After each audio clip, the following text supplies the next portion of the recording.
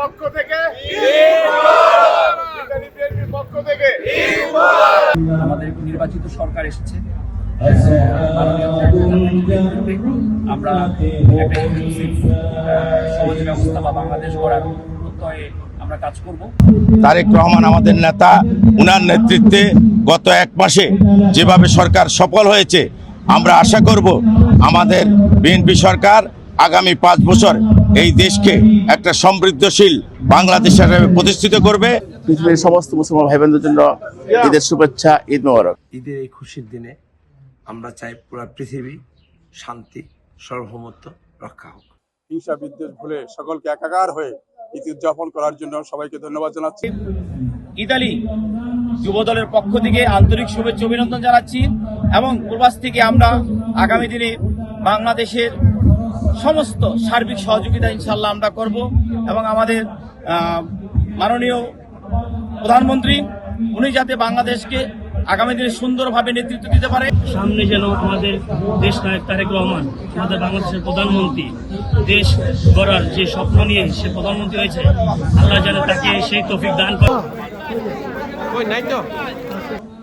এই পর্যায়ক্রমে আমরা যদি আমাদের নিজেদের এই শিকড় যদি তাদেরকে আমরা শিক্ষা দিতে পারি, এটাই হবে আজকের দিনে আমাদের ঈদের সার্থকতা। বিশ্বের এই যুদ্ধ আমরা চাই না, এই শান্তির জন্য আমরা এই ঈদ মোবারকবাদ জানাচ্ছি।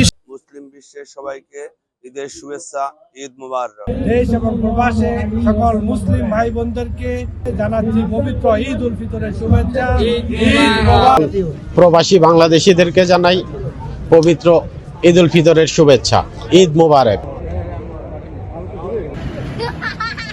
বৃহত্তর নোয়াখালী সমিতির পক্ষ থেকে ঈদ মোবারক, ঈদ মোবারক, ঈদ মোবারক, ঈদ মোবারক। সবাইকে জানাচ্ছি আমি ঈদের শুভেচ্ছা ও ঈদ মোবারক, ঈদ মোবারক, ঈদ মোবারক। প্রবাসী এবং প্রবাসের সকলকে জানাচ্ছি পবিত্র ঈদ উল ফিতরের শুভেচ্ছা। এবং আজকে এই ঈদের দিনে ঈদের খুশি ছড়িয়ে পড়ুক সবার ঘরে ঘরে। ঈদ মোবারক, ঈদ মোবারক। মুসলিম দেশ বিদেশে সবাইকে জানাই ঈদ মোবারক। বিশ্বের সকল মুসলিম ভাইদেরকে জানাই পবিত্র ঈদ মোবারক, ঈদ মোবারক। রমজানের এই রোজার শেষে এলো খুশির ঈদ।